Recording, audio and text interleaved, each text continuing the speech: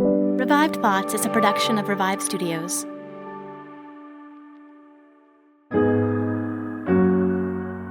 This is Troy and Jill, and you're listening to Revive Thoughts.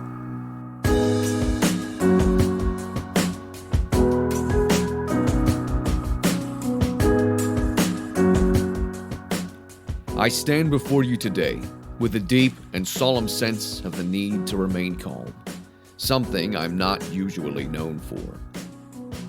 Every episode, we bring you a different voice from history and a sermon that they delivered. Today, we're going back to the early 1800s to listen to a sermon by William Knibb. He was a missionary to Jamaica, and he returned to Britain to settle some issues that he was experiencing there. A little bit of a tease, a little bit of a view of what's coming up. You said it's me and you, or I opened it with this is Troy and this is Joel, but I think we should also mention this is one of Joel's children as well, because anytime Joel hits the recording button, we'll talk for quite a while before the recording going. Everything's quiet, conversation is great, but there seems to be some frequency we've decided in Joel's house that when he hits that recording button, like another star has to be on. I'm gonna have to start adding this is Troy and Joel and one of Joel's children, and you are listening to Revive Thoughts. My daughter, particularly seems to get somewhat irritable whenever I'm recording. I don't know. I guess depending on the listener's headphones or speaker situation, they may or may not hear my daughter from time to time being grasped. Well, she has a lovely voice. She's doing great, So don't even feel bad about it. All right. Thanks. Joel, how you doing? I'm doing all right. The New Year's trekking on. What do you guys do for New Year's? We watched a few fireworks go off. People here like to shoot off their own, and it's always fun to see how close those fireworks get to hitting a house, and they always do. So that's always entertaining. But other than that, we didn't do much. We kept it chill. I always enjoy sending a few Happy New Years to people like 12 hours ahead of when they're used to it. But it's kind of like every New Year. My kids stay up. We play games and stuff. But you say Happy New Year's, and then you're like, okay, well, let's go to bed now. Like it's done. So call it a day. We are. Gosh, this is really inside baseball, but we decided we're going to start making a certain meal every New Year's called the garbage plate. It's from New York, Rochester area. It sounds gross. It's like, I think a bunch of potatoes. I don't even remember it exactly, but it's like French fries, potatoes, a burger patty, a bunch of stuff on top of each other, and then like spicy salsa. Not even spicy salsa. Anyway, it's super, super gross sounding. And if you see pictures of it, it's also very, very gross looking, but it's so tasty. We had it a couple years ago when we were speaking with people in Maine, and we passed through, and a friend of ours was in New York and said, you got to try the garbage plate. And Elise brought it here. She's made it in Indonesia. We're pretty sure it's the first garbage plate that might have ever been made here because of just how regional that is and how we have not met many people from upstate New York out here. And we decided that should be a New Year's tradition. You start your year with the garbage plate, and it's just going to be a good year from there. I love it. That's a great tradition. So, if I remember anything from our time in the do together at college, is that you love some diced potatoes. You would cook a casserole dish of just potatoes, and I would share it with anybody. I was like, "Do you want some potatoes? I got cheese and potatoes coming." And you know what? People joined me. They were like, "I'll take a bowl of potatoes, sure." That's because it's a college dorm. You're not going to turn down free food, but I'll have you know, I don't still chop up to potatoes on a regular basis. No? The size of I don't. I still chop up potatoes, of course, but I don't serve them in that way anymore. So I'm convinced, though, potatoes are America's staple. Every culture has something that they eat a lot of. Like the Dutch really enjoy bread on a level that I did not know was possible, but I've met many, and they really like bread. And, there's rice, there's tortillas, and there's all these different things that people have. And for Americans, it's potatoes. But the reason we don't notice it is because we eat potatoes in so many different forms that we don't realize that we're always eating potatoes somewhere. So we have French fries, tater tots, hash browns, we have potato chips, we have potato salad, mashed potatoes, baked potatoes. There's always a potato somewhere as a part of pretty much like every meal. We just don't realize it because we found so many ways to disguise it. But our bread and rice is potatoes. Yes, I understand our dependence on potatoes here. And Hey. I'm happy about it. It's I'm just saying. good in almost every situation. I'm not sad that I got assigned the potato world, okay? Like, potato culture is not a bad place to be. People are here listening to William Knibb. What? So sorry, everybody. Joel and I are friends, as you can tell, and sometimes we get a little off track. Joel, we have some positive comments from our Patreon. Daniel says, so good, Troy. Especially loved your closing thoughts at the end, and I couldn't agree more. So many excellent illustrations and lessons to learn from, and in events like this when we don't hide the spiritual side of history and the effects of it, whether good or bad. He also listened to another episode and said, man, history is wild. I knew none of this before now. Like Joel, I too started off thinking, hey, this guy sounds pretty cool. And then, oh no, oh no, oh no. Joel, which deep dive was he listening to? Can you tell based on that comment, that second comment? The China one. Yeah, the Taiping Rebellion. That is, everyone I've ever talked to who's listened to it, their response every time is, it didn't sound so bad at first, and then, oh my gosh, what happened? It is a fantastic ride. So if you have not listened to the Taiping Rebellions, I really highly recommend you do. They are wild. I also, if you are interested in some good deep dive materials, you want to hear long story formats that tell crazy history stories, but include our faith in those stories and examine how it impacted the world. We just put out the Knights Templar Deep Dive Part 2 on our Patreon. It is 2 hours of Knights Templar goodness, and we answer a lot of the big questions on the Knights Templar. Why are they associated with Freemasons, and what happened to them, and all this stuff, and were they Christians or not Christians? We try to answer those questions. But you're here right now for William Knibb, so let's get you to him. Yeah, William Knibb. He's a new one for me. I was unaware of him. Troy, were you familiar with the William Knibb? No, this entire story was brand new to me. I almost wondered if you knew about him, because if I recall correctly, you visited Jamaica. Was that you, right? Was that one time? Yeah, I've been to Jamaica. So I was maybe you've heard of this guy, but I had never heard of him. It's possible, not that I retained as far as information goes. But William Knibb, he was born in 1803. And he was twins along with his sister Anna. They grew up in a large family. They had 8 siblings altogether. His upbringing was humble, and his father was a tailor who seemed to be plagued with drinking. And when he was 7 years old, his father was declared bankrupt. So the family was not in the best financial situation there. When Knibb was 12 years old, he began an apprenticeship as a printer, like a printmaker. So you'd be printing out books and pamphlets and such, learning the trade that way. His mother was strong in her faith. She taught at a local church-run school. William himself was probably better known for his marble game. He was a big marbles player rather than an academic, prodigy. Troy, did you ever play marbles when you were a kid? No, not really. I mean, I always thought marbles were really fun to like pick up. Sure. I like a great marble. I think who doesn't? But I can't ever think of like sitting around playing with marbles. But what about you, Joel? I mean, it was 200 years ago. Maybe that was just a lot more fun back then. That's what I'm saying, though. I kind of get it. Like, I kind of wish I could go back in time, and I feel like I'd be a marbles kid. I feel like I'd be pretty good at it. I think you would be one of those guys. I could see us talking at some seminary at, both of us having gotten there at the old age of 15, and you talking about your great marble games as a kid. I could see that happening.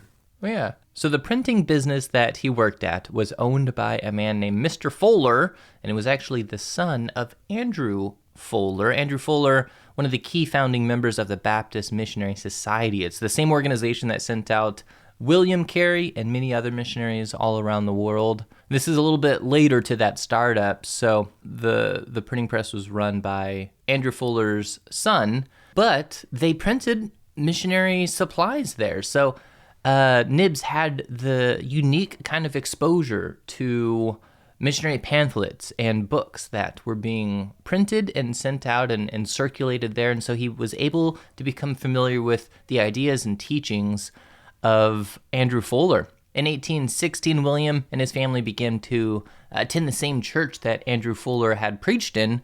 Andrew Fuller himself had actually passed away the year before that, but the church was now run and led by a man named Dr. John Ryland, who was one of the other founding members of the Baptist Missionary Society. So again, one of those fundamental startup people that we look back on and thank. In 1822, while attending this church and Sunday school with Andrew Fuller's son, Knibb became a Baptist. So I didn't catch what he was before, but now he is a Baptist. His older brother Thomas had also gone down the same road with him, and William had always looked up to his older brother. He was a couple years older than him, and just he thought he was the coolest. And his older brother decided to become a missionary and felt called to go to Jamaica. And after a little time, his brother got married, and off to Jamaica he went. However, tragically, he was only there for about 14 months before he died of a tropical fever. And at the same time that he was getting the message back, Knibb was getting the message back that his older brother had died of this tropical fever in Jamaica. He also then found out that one of his close friends that had also gone to Jamaica died of another fever as well. This would be enough for, I think, many of us to question going to Jamaica. William had not shown a lot of he'd shown a lot of interest in missionary stuff, but hearing what had happened, he started to beg the society, send me, I'll go in my brother's stead. Like, I gotta go.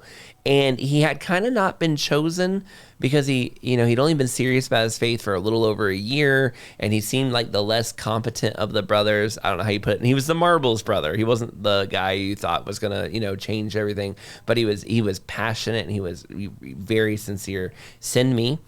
He got married before he left. Very common in the very early days of missions where, hey, this guy wants to go. Hey, this girl wants to go. Well, you two should go marry each other, and then you can go out. And that's what happened to him, to a woman named Mary. She spoke Welsh. His family, they kind of got to meet each other and liked her a lot, and sent off to Jamaica he goes. And eventually, by the way, her nephew would also become a missionary, it looks like, to Jamaica too. So quite a connected family there. As far as I can tell, they liked each other, but honestly, it was not a focal point of any of the stories, his marriage with Mary. But there was no negatives. There was nothing I found that seemed to say it was bad. As soon as he got to Jamaica, he could see one of the biggest roadblocks to bringing people to Jesus. It was very clear: slavery. The slavery of Jamaicans was terrible. The British Empire had it as a colony, and they had plantations everywhere. And the missionaries survived on the goodwill of the plantation owners. They were okay with the missionaries coming and sharing the gospel. They gave them the buildings they could build their churches on. They owned all the land, so you couldn't really be there without their approval. They gave you the place you stayed at. You were there basically on their charity, and you were not only allowed but encouraged to share the gospel with the slaves. But what you were not allowed to do was preach anything like abolition. You could not say slavery was wrong. You could not start to share these ideas with the enslaved people of Jamaica, because that's just not what the plantation owners are interested in you doing. I mean, that's going to ruin everything. All their business will go down the drain if you do that. And so in a lot of ways, these missionaries kind of seemed like they were in a hostage situation. You came to share the gospel, but one of the number one stumbling blocks between you and reaching these people is the sin of slavery, and you can't say anything about it because your entire livelihood and ability to be there to share the gospel is dependent on you keeping your mouth shut. But Knibb was willing to call out the problems of the day. One example was there was a man who was a slave, went to the same church as Knibb, and he started a prayer meeting at his home. Knibb, he gets accused by the plantation owners of starting a activist movement in his house. And Knibb goes forward to the courts. He's like, I know it was a prayer meeting. It was just prayer. You guys have this wrong. There's no sin or law against prayer. But the slave owners tried and convicted him anyway. They gave him 20 lashes, beating this poor guy. And Knibb was upset. So Knibb walked around with a sign next to this guy while he worked that basically said he was beaten for praying. And then he wrote letters back to England and across the different colonies and places like that, just saying hey, we need to get attention to this poor guy. And he actually got this guy pardoned, and he was able to convince people to send money back out to buy his freedom because it was so messed up. So even though Knibb is here, he's trying to kind of change things and recognize that these people are not being treated the way they're supposed to. And this will be an important part of his story. So after he served overseas, Knibb returned home to address various aspects of the missionary society.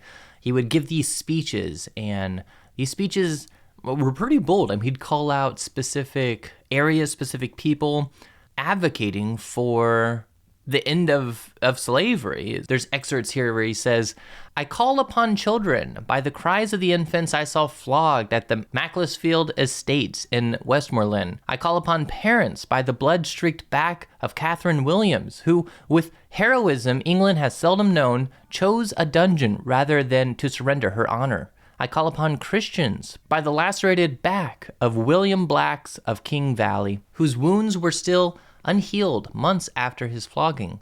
I call upon you all by the sympathies of Jesus. And as he's giving this speech, there's this account of a senior member of the society kind of tugging on his sleeve, kind of urging him to stop. But Knibbs kind of refused and would press on. He ends his speech, quote, whatever the consequences, I will speak. At the risk of my connection to the society and of all I hold dear, I will declare this. Lord, open the eyes of the Christians in England to see the evils of slavery and to banish it from the earth, end quote. And this got a huge response, a favorable response. The rooms would erupt in applause. And by the end of the evening, that senior member that was kind of telling him to tone it down a bit approached him and pledged his help in spreading the message, and they actually teamed up and became quite a duo. So it seems like the Spirit would work through his pleas and his presentations, and even people that were a little bit uncomfortable by it would come around to championing his movement of abolition. Yeah, it really seemed to be like these people were all on the same page that slavery was evil. William Wilberforce and John Newton had already laid the groundwork decades before in Britain to be against slavery.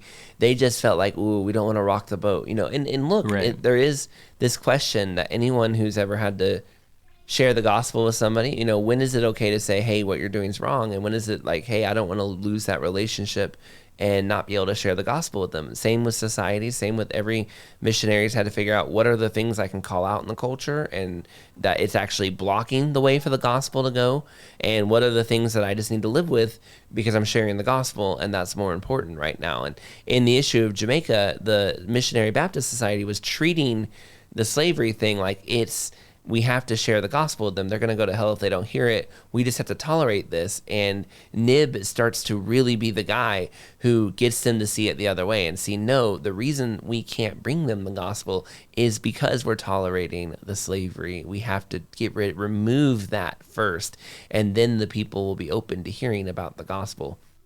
Now, not everyone loved him. As we already talked about, the plantation owners do not like him. And this gets worse after what is called the Baptist War. And if you're thinking the Baptist War, that's a fight over a potluck or something, it's actually not. It's a pretty serious one that was in Jamaica. It was also called the Christmas Revolt. Again, both cool sounding names, but they're not actually such nice things. So at the church that Knibb went to, and I want to be incredibly clear, and I researched this. I think I actually have told my wife, at least, she needs to do a Mars and Missionaries on William Knibb. He deserves a double feature on the Revive Studios, and I think she will. So she'll kind of get the details a little bit better. And the week-to-week episodes, I can't always get everything as perfectly detailed as I would like. Elise gets a little bit more time on her shows, so she can kind of really dig in there and get it all 100% correct. But it seemed like Knibb knew the guy who will cause this problem. And so I think they knew each other. I couldn't tell how much. And by the way, Knibb, he went overseas to be a teacher. He was just a teaching missionary type. He wasn't some great church planter. He will become one. He wasn't planning to lead, abolition in Jamaica. He will end up doing this. But he was originally just a teacher, teaching people reading, writing, and the Bible and stuff like that. So this guy is a deacon at the same church that Knibb is coming to. And he's an enslaved Jamaican named Samuel Sharp, and he leads a revolt. Now, it wasn't originally supposed to be a revolt. It was supposed to be a protest. He told all the slaves, after Christmas, don't show back up for work. That's why it's called a Christmas revolt. And until they agreed to pay us and give us a little bit better time off. And he wasn't asking for, I think his demands were extremely reasonable. He's saying they asked for half pay. So whatever you're paying other people, just give us half that. We just need some money and we need better time off. We just haven't had enough time off. It's been very hard. I mean, can you even imagine picking sugarcane in Jamaica? I was complaining about the heat before. I don't think it's any colder in Jamaica. I can't imagine how hard and backbreaking that is. Asking to get paid something and to get some time off, I think is very reasonable. Obviously it's horrible that this was even something. Well, this got out of hand quickly. And what happened here, I'm not sure. Did the slave owners try to force them back on the plantations? Or did some of the different groups of slaves that were rebelling get out of control? Either way, within a day or two, some places are a couple of the mansions start to burn. The governor sends soldiers to quell the riot. The slaves have guns and they fire back on the soldiers. And so it ends up being about a week before this whole thing is rounded up, and it will be weeks before all of everybody is officially captured. And actually some of them will never be recaptured. Many slaves ran away and were never seen again. They didn't come back out of hiding until after slavery ended. And so this ended up being a big deal. It had about 200 to 300 leaders. 500 people, I think, will be executed. These numbers could be off. It could be 300 executed, whatever it is. But it's 30 to 60,000 people were thought to have taken effect in this. So this was a big deal for the island of Jamaica at the time, obviously. And Knibb knew this guy going to the same church. They're a part of this. And Knibb actually found out this protest or revolt was happening 2 days before it happened, and how out of control it got it and all that stuff. And now, once they were done putting down the riot, they started to do a bunch of other stuff as well that gets Knibb in trouble. And it is a very messy situation. So just to clarify, Troy, Sharp, the one who helped kind of start the rebellion, he was a deacon in the church and also a slave at the same time. Is that correct? Yeah. So he was and that was actually pretty common in Jamaica to have, especially in the Baptist churches. They were pretty famous for bringing up these people so they could be a part of everything else. So after the rebellion, Sharp apparently was given no choice but to return to life as a slave, and he refused and said he would rather die in the gallows than spend another day in bondage. And at this point, plantation owners, they trusted no one, especially Knibbs. And although Knibbs opposed violence and even allowed church to be used as barracks to suppress the rebellion, he remained an outspoken, uncompromising voice against slavery. So both during and after the uprising, Knibbs is kind of stuck in this weird position of wanting to stop violence, but also, again, uncompromisingly against the slavery and for abolition. As a result, Knibbs was arrested, and he did narrowly make it out on bail. Mobs repeatedly gathered at his home and threatened to tar and feather him, and many Baptist missionaries that are in the area, they fled and went back home out of fear. But Knibbs, he chose to stay. He didn't want to leave his home. He heard about this plot to assassinate him, and it was kind of uncovered through some friends of his. And he spent, I don't know how long, but it seems like some time living on a boat off the shore until it was safe to return to the coast. He wasn't fleeing. He wasn't going away. He was just getting to kind of a safer spot, which I thought was interesting. Safe house, a floating boat on the sea. That's where you and your family are going to live until you can determine it's safe. When they finally came back, Jamaican believers urged Knibbs to return to Britain to speak out against slavery and to help bring it to an end. He agreed, traveling throughout the country and delivering powerful messages, kind of like the speech that we quoted earlier. So many historians credit this rebellion and the exposure of the brutal conditions as a key factor of ending slavery in the British Empire. In 1833, slavery itself would be outlawed, not just the slave trade, which had already been banned in 1807, but again, 1833 is when the abolition would take full effect in the outlawing of slavery. Which you would think that if nothing else happened in Knibb's story, what a great guy. I want to hear from him. He did awesome stuff just going through all of that. But that's not the end of his trouble.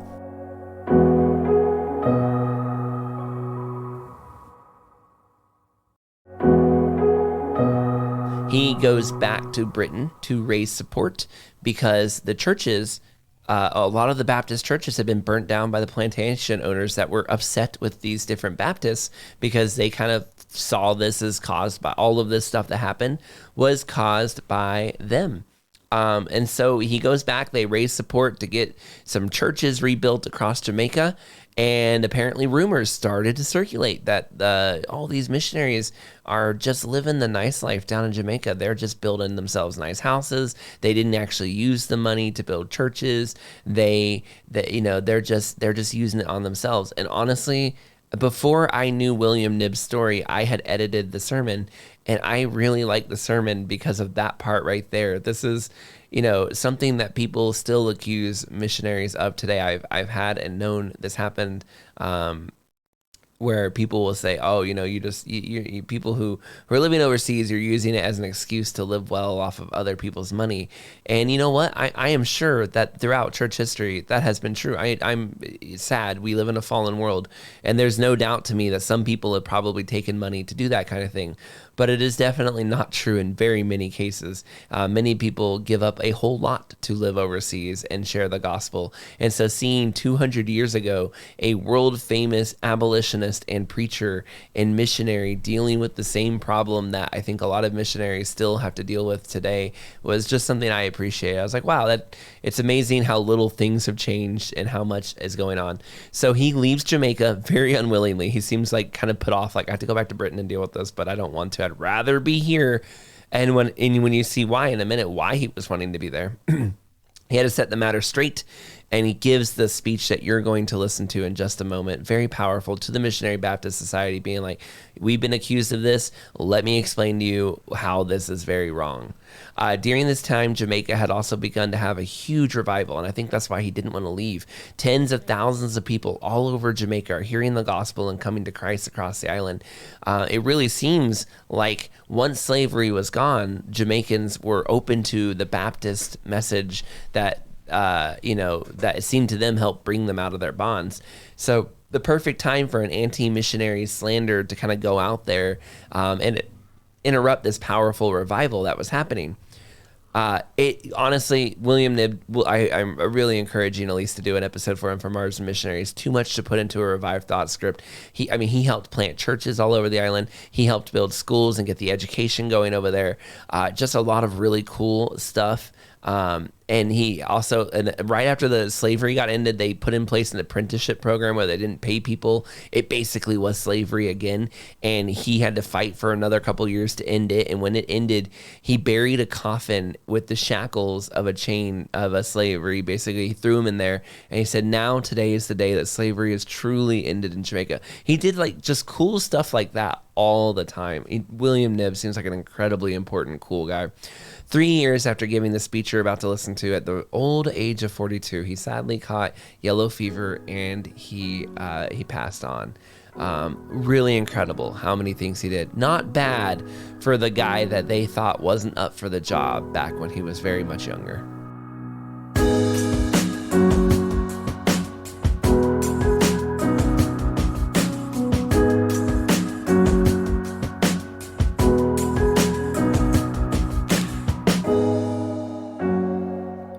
I stand before you today with a deep and solemn sense of the need to remain calm, something I'm not usually known for. I truly regret that, in the course of my remarks, some may feel that I am, at least indirectly, placing blame on fellow missionaries whom I always want to love as brothers in Christ. However, this esteemed gathering will be my witness, and the ministers of Jesus Christ assembled here will attest that throughout my time in England, even though I have spoken out strongly against oppression and have longed and continue to yearn for human liberty, I have never spoken a single word against another missionary. If I cannot defend my own reputation and that of my beloved colleagues without casting doubt on other missionaries, I will choose to leave both them and myself to bear the full weight of the accusations made against us, until the day comes when we stand before our common master to receive our reward. The accusations that have been leveled against the Baptist missionaries in Jamaica and have been widely circulated, not just in the island's newspapers, which I know have been extensively sent to this country, touched on several matters. I will do my best to address these accusations because it is my duty to you, to those who have welcomed me in the past, to those who supported us during times of persecution and distress, and to those who are willing to overlook the fiery language that youthful enthusiasm can sometimes bring, especially when discussing civil and religious liberty. As I stand here representing my beloved fellow missionaries, I ask that you listen patiently and consider these matters seriously. Standing here as the representative of every missionary in Jamaica who is part of our association, I must leave this meeting with either your condemnation or your approval. I will not be content with merely pretending to have Christian character if it is accompanied with irresponsibility, which has no place in the character of any Christian. If I cannot demonstrate to you that, considering all circumstances and the nature of the population to whom we were sent, through your generosity, if I cannot show you that we have been careful in admitting members and have implored our brethren on the ground to correct us if we were wrong, then I am willing to be condemned permanently. My appearance before you today is the result of thoughtful consideration and sincere prayer. While it would have been personally fulfilling to stay with the beloved people in my care and to continue enjoying the domestic happiness that I had been blessed with for the past 17 years, I knew I had a duty to be here.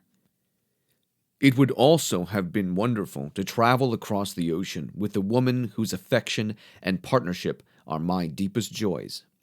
But she said, "No, this is a time for sacrifice. I have no money to offer, but I will give you up for a while. If you are willing to listen, I will gladly continue speaking, for my energy is as strong as ever. I hope that in my coming comments on the church's discipline, it will not be misunderstood as claiming that everything is perfect. I have never said that, and it would be foolish to do so. What I maintain is this: we are unaware of anything harmful, and if we were, we would correct it. What I assert, and hope we will earn your full and definitive support in this matter, is that, as pastors, we have done everything that Christian kindness, balanced with truth, requires of us. We have those who are called inquirers, and we have those who are called members. To each of these individuals, we personally issue a ticket. These tickets are similar to the ones you have received today to attend this meeting. And if the respected secretary would kindly collect the ones presented here today, it would save me a few pounds, as they would work just as well as new ones. I do not deny that it is possible some missionaries may have distributed them without being careful. What I do deny is that such an instance has ever been clearly brought before me. It is also possible that at the early stages of our mission, some individuals may have placed undue confidence in these tickets. However, I have not witnessed such a case in the church under my care, nor have I heard of one. You may remember that I wrote to all my fellow missionaries regarding this matter, and I received responses from every one of them, stating that for several years they had not encountered a single instance of such misuse. They all acknowledged that during the early stages of the mission, there may have been instances of this kind, and they actively worked to address and correct it. I trust you agree that it is not necessary to dismantle an entire system simply because it contains some flaws. Brother Day, for example, said, "In the course of 4 years, I've only come across one instance where someone placed a superstitious importance on the tickets. Many people put the wrong kind of reverence or superstitious ideas on the Lord's Supper. Does that mean we should stop observing it?" Take, for example, Mr. Merrick, a young man who was once a Sunday school student in my class. He was the first person of African descent to whom I gave a Bible, and now, as a person of color, he is the pastor of a Christian church. With the support of his kind father and another missionary, he has helped build chapels worth 4,000 sterling. This individual has stated that he knows of no such misuse of the tickets. Moreover, all my fellow missionaries have confirmed the same general truth that I have presented to you. allow me to address another question in passing. Have there been instances in Jamaica where individuals sought to leave the Baptist church and were refused admission into other churches due to their unfitness for church fellowship? Mr. Dexter writes, regarding the tickets, never. Mr. Burchell writes, our accusers are constantly inviting and encouraging our members to leave us and join them, and they are always eager to accept our excluded members. Brother Day writes, I cannot recall a single instance where one of our members seeking to leave us was refused entry into a church of another denomination. Brother Henderson adds, in one or two cases, people have left our congregation to join another denomination, citing that the Baptists make it too difficult to get to heaven. Now, I must return to the matter of the tickets. I have one here with me, and let me be clear, there is no formal system behind it. As far as I know, my fellow missionaries also have no such system. After having worked alongside them for 17 years and discussing these matters at our stations, I've observed their practices. Here's an example of one such ticket, belonging to Edward Barrett.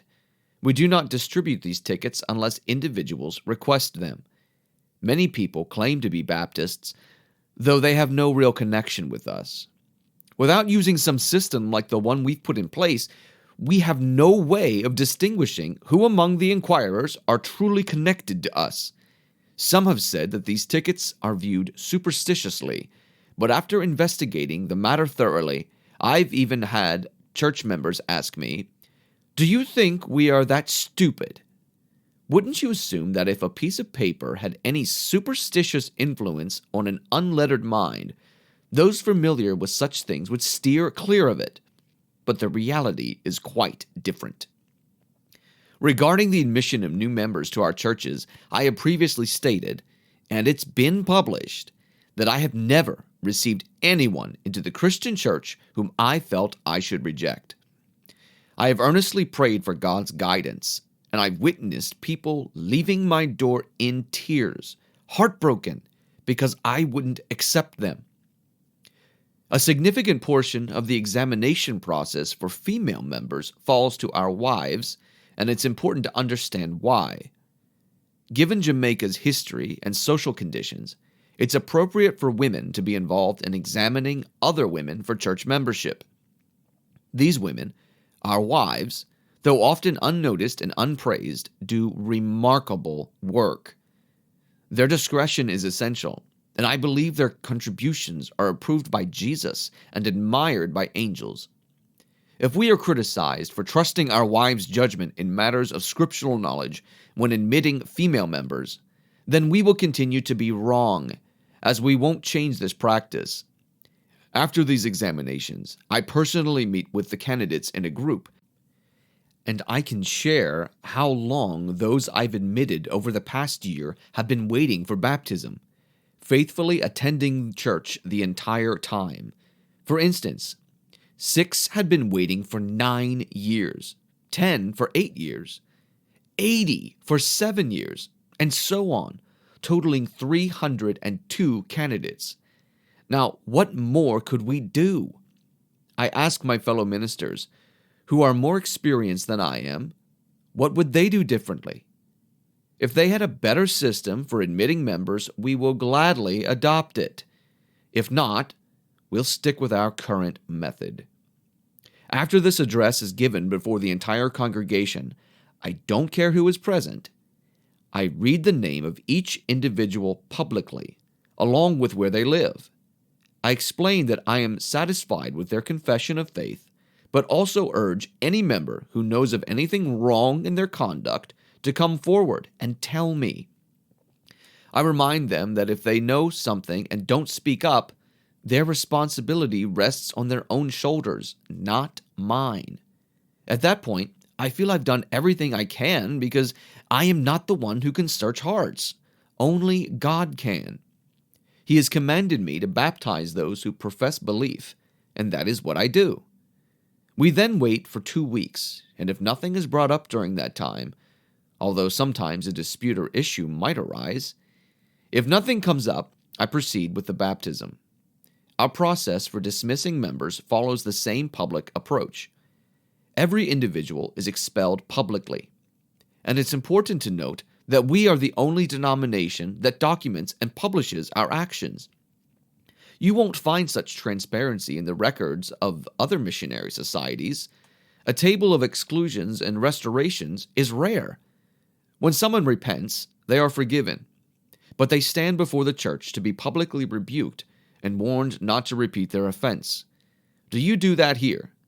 Do you rebuke those that sin before all so that others may fear? Are we right in following this painful but necessary process? From the time the London Missionary Society began its work in Jamaica until 1840, we have admitted 18,691 members into the Church of Christ this way.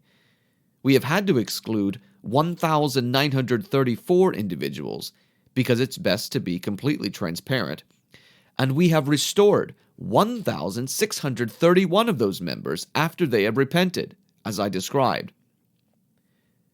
Though the number of those restored doesn't equal the number of those excluded, since there's a period of time they must remain apart during their exclusion and restoration, there are only 303 people who were ever excluded and never restored.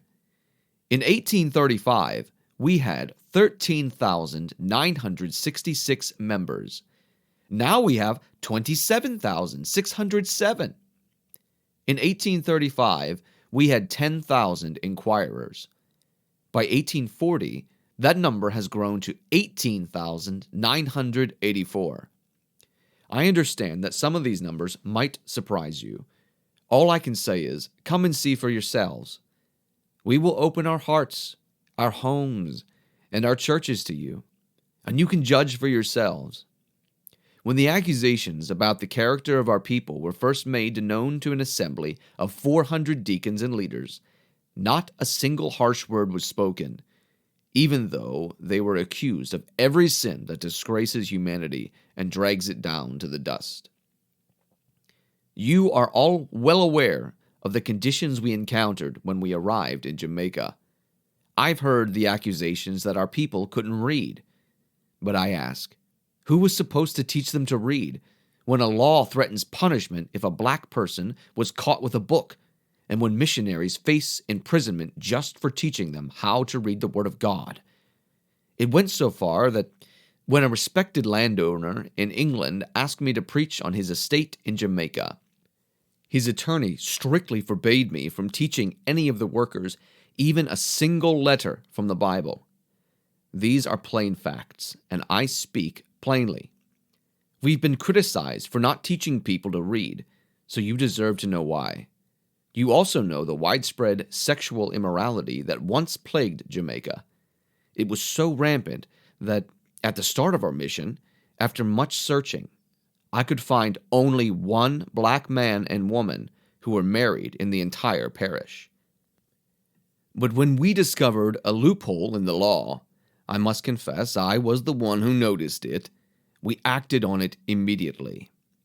You see, a Church of England clergyman couldn't marry an enslaved person without the owner's consent, or he'd face a fine of £50. But this restriction only applied to the Church of England. The lawmakers never imagined we'd dare to conduct marriages ourselves as Baptists. So, starting in 1835, we got to work. From then until 1840, the Baptist missionaries alone performed 7,860 marriages, all of which have since been recognized as legal by the House of Assembly. You'll recall that one of the key questions I asked my fellow missionaries was about the current situation of the newly freed black population. I wanted to find out if the dire predictions made by plantation owners had come true, whether the emancipated people had become a burden on the church, as was once feared. The question asked was, are any members of your church receiving public assistance?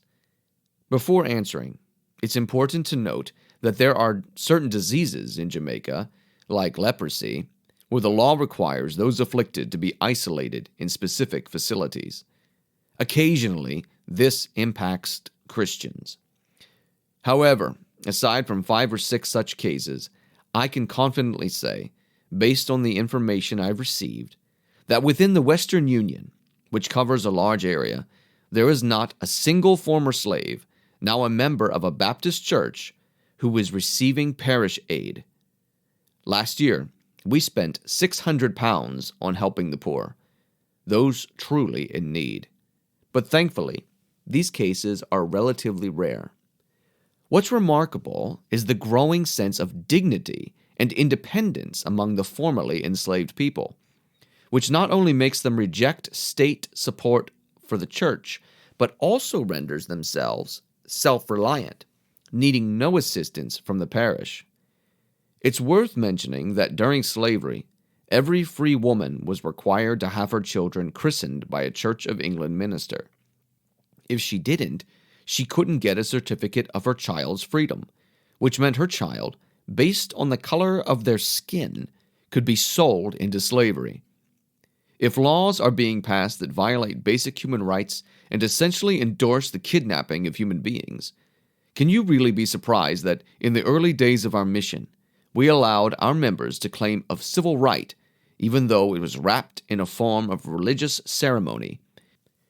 Since the abolition of slavery, I haven't heard of a single instance of this kind continuing. I'm not saying it never happens, but if it does, we hope for forgiveness. There's also been talk that Baptist missionaries are too afraid to make their finances public, because doing so would supposedly ruin the mission. Well, fine. I'll make mine public, and I don't care who knows what I do. When I returned in 1835, I received £4,860 from the Baptist Missionary Society and the British government, the latter being compensation for the destruction of our chapels.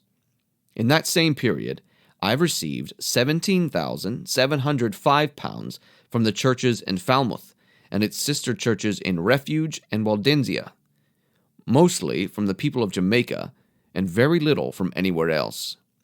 Now, I imagine some might ask, and what did you do with all that money? Well, I didn't pocket it. I haven't bought any sugar plantations, and I don't have any investments. But I do have the support of the people whenever we need resources.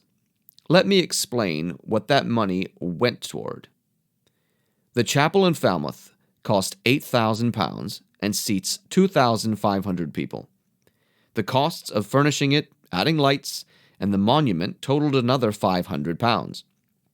The monument, which commemorates the abolition of slavery, costs 120 guineas.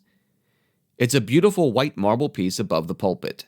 If it's wrong to put up such a thing, then yes, we've done wrong. The fence around the property costs £450, bringing the total to £9,050. We built a schoolroom in Falmouth and fenced the yard for £1,140. We also purchased a mission house for £1,286 and furnished it for another £411 and 6 shillings. Additionally, we created a library for the minister, which cost £200. It contains works by authors like Howe, Watts, and Henry, whose writings ministers hold dear and often refer to. That's how the money was spent, and everything went directly to the mission and its community. We also used the funds to build a chapel at Refuge, which cost £1,510. Later, we expanded it and added a schoolroom, which cost an additional £740. In 1839, I had to endure an unjust lawsuit falsely accused of receiving stolen checks. Even though the Chief Justice stated that no one had ever brought a clearer case to court, the jury, due to the bias of a Jamaica jury, found the man not guilty. Defending myself in that lawsuit cost me over £500. But the church, showing incredible generosity, told me, "Pastor, this will not cost you a single penny. We will cover it all." While I accepted a £100 donation from supporters at home, though not from the society. The church's offer covered the rest. I want to make it clear that when I was in England, I didn't receive any money from the committee unless I was traveling for them, and even now, I don't take a penny. If anyone doubts these accounts, feel free to review them. Things have changed so much that, with great pleasure, I can say the opposition we once faced has completely faded. In fact, those who once sought to harm me now give me whatever I need, and they do so willingly. Isn't it a shame that while the world has found peace, the church sometimes stirs up conflict? The House of Assembly has been so impressed by the work of the missionaries that they've passed a law, without any request from us, exempting missionaries of all denominations from public and parochial taxes. If any of my fellow ministers want to see for themselves, they can read the latest address from the House of Assembly to Her Majesty. It was printed just last week, and, in an amazing turn of events, they've even referred to the freedom of the formerly enslaved as that glorious act of emancipation. Some might say, you must have driven these people into poverty, leaving them barely above starvation. But I tell you, if the working class people in my homeland were half as well off as they are here in Jamaica, I'd be relieved. I truly feel for those struggling back home, and I reject the idea that their current state is an acceptable standard for happiness. Let's put this claim to the test. There were warnings that by establishing free villages, we would ruin the country. But the reality? The plantain owners themselves have come to thank me, admitting, Mr. Knibb, you were right after all. One of the civil questions posed to my fellow workers was, how many people in your church and congregation have bought land? And how much have they paid for it? How many have built or are building homes on their land, and what are the costs? We took the time to thoroughly investigate, and here are the results. In the Western Union alone, this is just one area, with more reports coming soon. Since that monumental act that recognizes our humanity, 3,700 of the once oppressed, marginalized, and downtrodden Baptists have purchased land, which grants them the right to vote. They've paid for this land out of their own pockets. If you're wondering how we know, we went as far as verifying their titles, because we believe it's worth a few hours of our time, even if it means losing a little sleep. They've collectively spent £33,013 on these purchases, and this doesn't even include Mr. Burchell's account. What have they done with this land?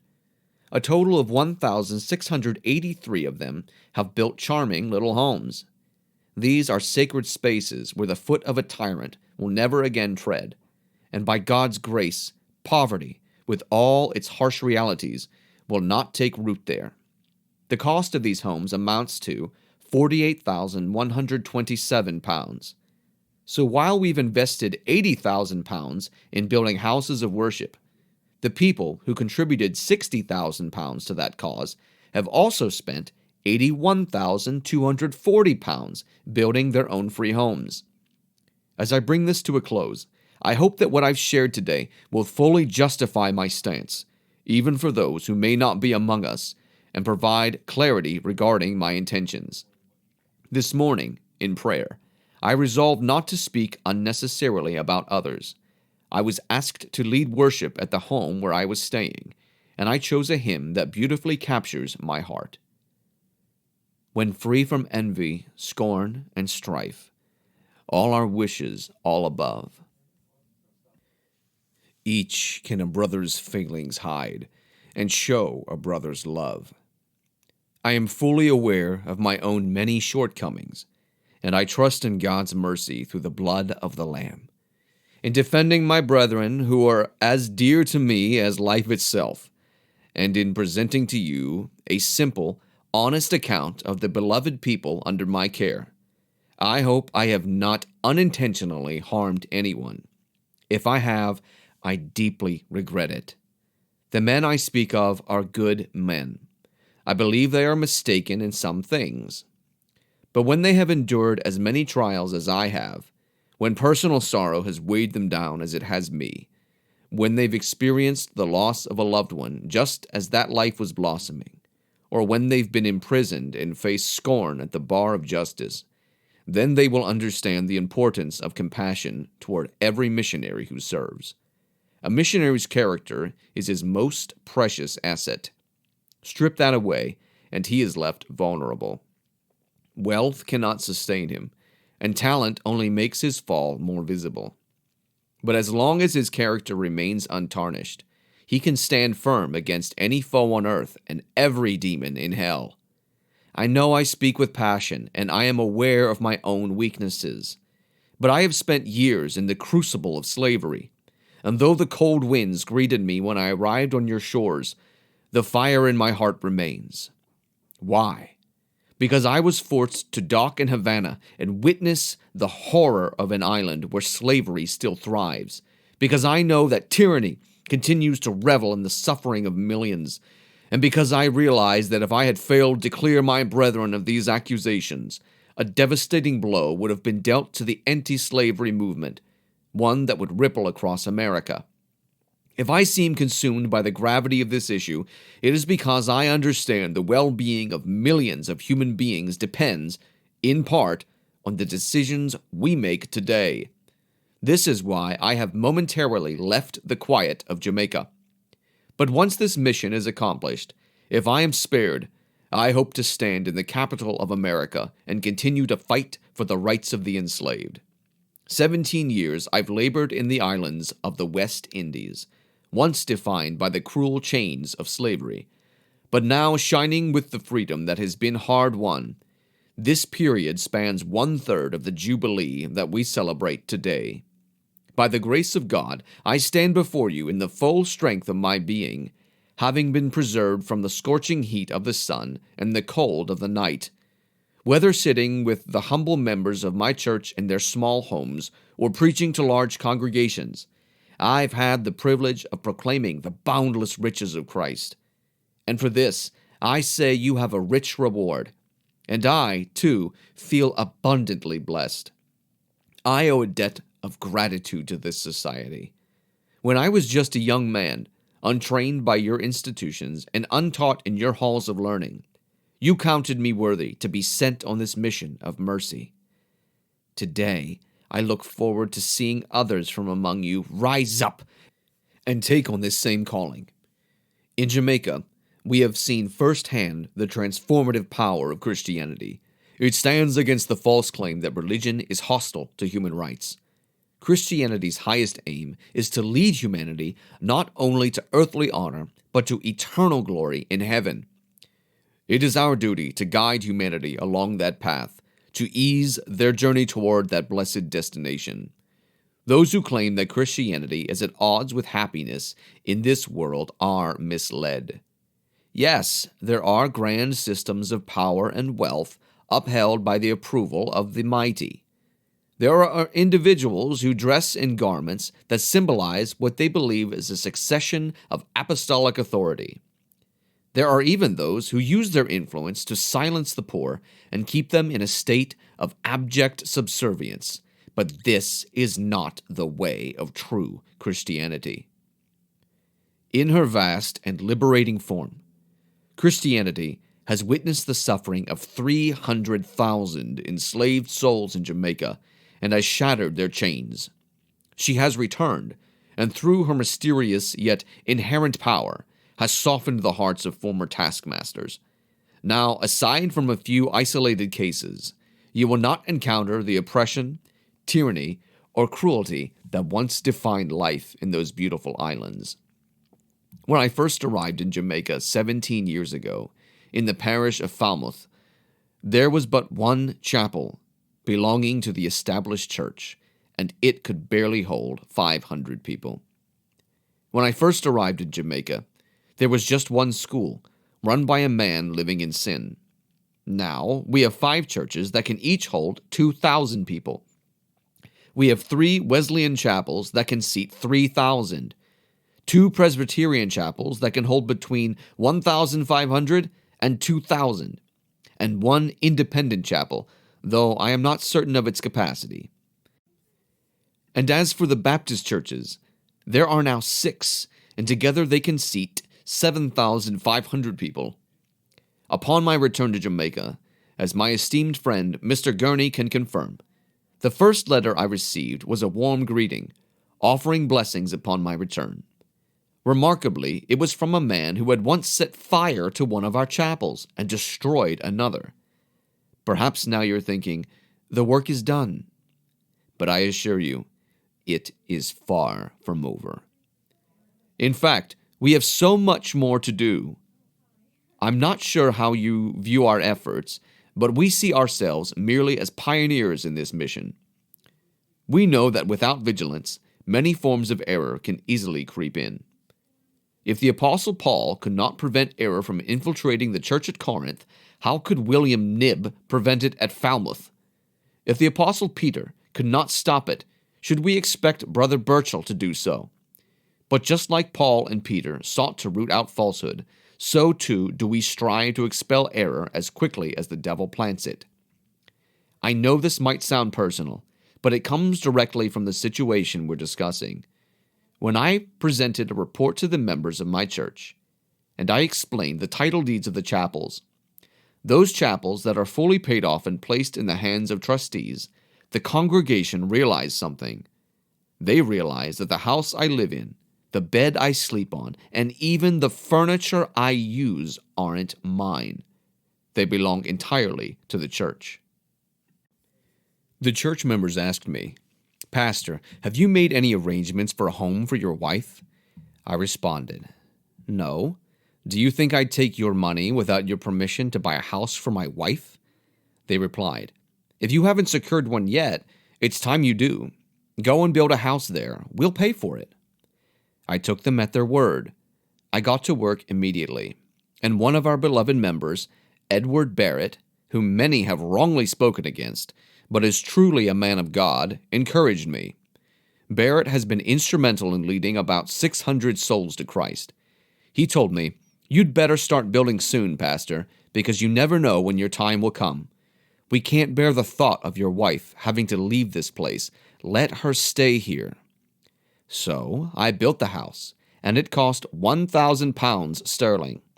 Once it was done, I assigned the house entirely to Mrs. Knibb and our children, choosing not to hold any property myself. That house is where my wife now lives. I hope the next newsletter will include a story about this incredible display of generosity from the church. Let me give you another example. I recently visited our dear brother Abbott after he recovered from a serious illness. While caring for him, another beloved sister who had come to Jamaica with us tragically lost her life to the climate. As I left the sick room, weak and still recovering, a group of deacons came to me with a large bag of money. They said, "Pastor, we know you've had a lot of expenses during this difficult time. The doctor's bills must be high. We were worried that if you carried the burden of these costs on your mind, it might slow down your recovery. So we took up a collection, and here it is." This is just one more example of the remarkable generosity of these people. One of my fellow missionaries, Mr. Dalewell, passed away not long after arriving on the island. The members of the church had never even met him, but when I told them about his death and asked if they would take up a collection at the next communion service as a gesture of Christian love for his grieving widow, they didn't hesitate. When the offering plates were passed around, they raised nearly £25 sterling, which we sent to her. Now, should people like this be defamed? Should they be criticized if they have some minor faults or make a mistake here and there? Doesn't basic human decency compel us to rise up in their defense? Still, we hold back our indignation and say, "Father, forgive them. They don't know what they're doing." All we ask is for you to extend your empathy towards us. We have small groups, and we plan to keep them going. I've done the math, and I can confidently say we have 600 dedicated men and women who lead our small group meetings. These are the people who have built our prayer houses, provided benches for them, and who, every Monday night, hold 60 prayer meetings across the island to ask for God's blessing on the messages preached the day before. I'm aware that some missionaries have suggested that by giving the people more responsibility, we're undermining our own authority. But I say, let them have it. I'm not afraid of losing status among them. In fact, I've told them, the moment you find a black man who is ready to take this pulpit, and I hope that happens before my brown hair turns gray, I will gladly step aside and listen to him preach the unsearchable riches of Christ. But our mission work won't be fully realized until we take another crucial step, building a proper schoolhouse, a theological institution. I hope you'll help us in making this happen. We need to support the missionaries you've already sent, and I'm asking for 5 more. But I also want you to have the honor of being part of this new theological institution. Let's name it after someone venerable like Fuller or Carey. I'm asking, and I believe I have the right to ask, that you use part of your Jubilee Fund to make this institution a reality. I must bring my remarks to a close, though not because I'm tired. These discussions energize me. I would gladly continue speaking about this cause. However, as deeply as I felt about defending our integrity, because civil liberty is at stake, I also see in the signs of the times a brighter day on the horizon, a day when all nations will enjoy both civil and religious freedom. In this spirit, with all that is sacred in heaven and just on earth, I urge you to never think you can be too harsh in denouncing anything that stands in the way of abolishing a system cursed by God and condemned by humanity.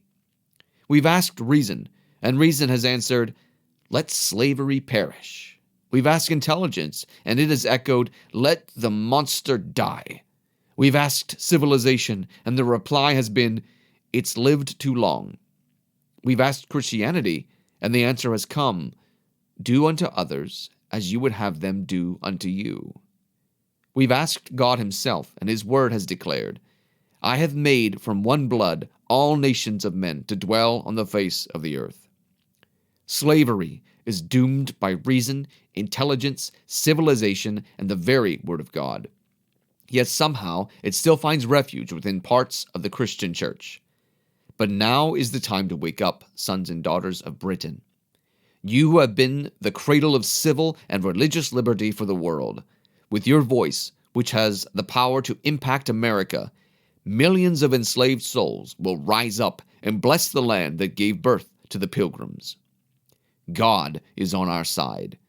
Every divine attribute aligns with eternal justice. Though mercy holds back the full force of justice for now, there will come a time when even mercy can no longer plead for the oppressors. Millions have already perished in America. Let this stir your compassion and move you to prayer.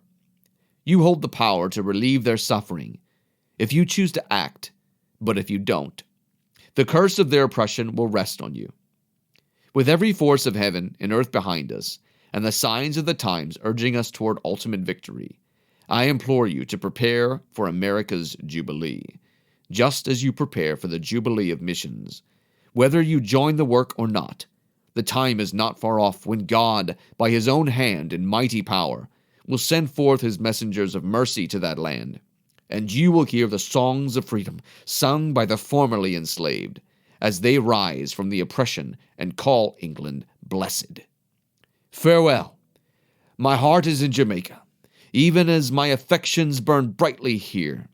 Every Sunday feels incomplete to me if I cannot preach to those who have been so wrongly slandered. But soon I will return to them, and when I bring, as I believe I will, your approval of our conduct, my fellow missionaries will not boast. Instead, we will gather at the mercy seat and bless God, who has protected us in the day of battle. Strengthened and renewed, we will set our sights on other islands in the west and bring them as trophies to the feet of our Redeemer.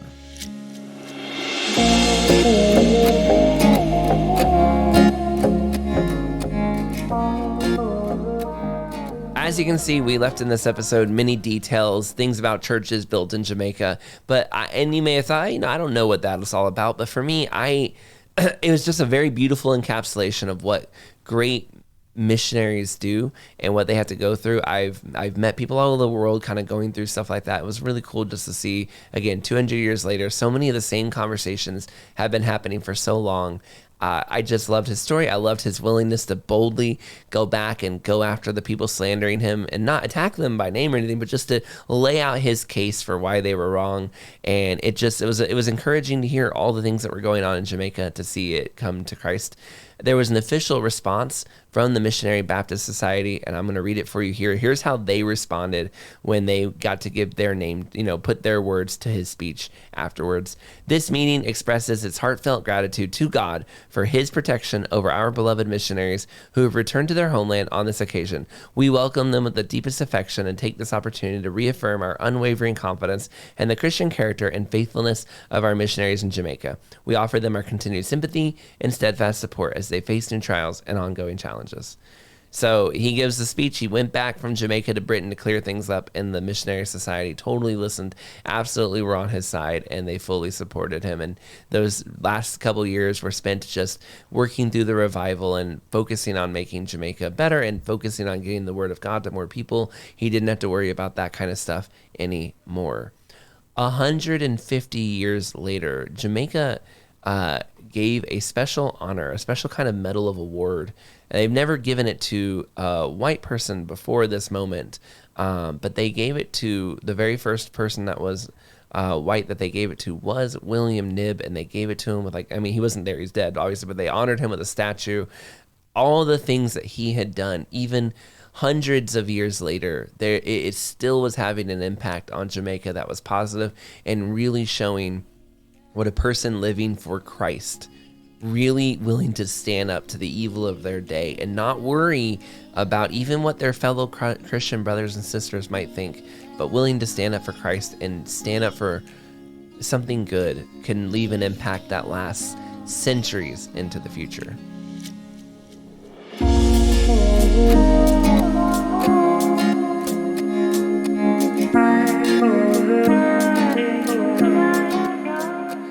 Thank you for listening to today's episode of Revived Thoughts. Today's sermon was narrated by Nick Garland.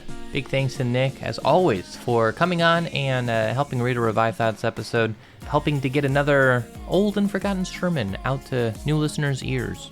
Yeah, Nick, we always appreciate when he does a sermon for us. He's done very many. If you enjoyed this sermon, enjoyed the story of William Knibb, we would love for you to share it. Tell other people about it. Tell people about this amazing man. Maybe you knew all about him. Maybe you did not. I did not know all about him before this episode. I find his story very encouraging. And I think in an age where we're always having to ask the question, what should I stand for? People's stories like William Knibb can help give us the courage to stand for the things that are right, no matter what. This is Troy and Joel, and this is Revived Thoughts.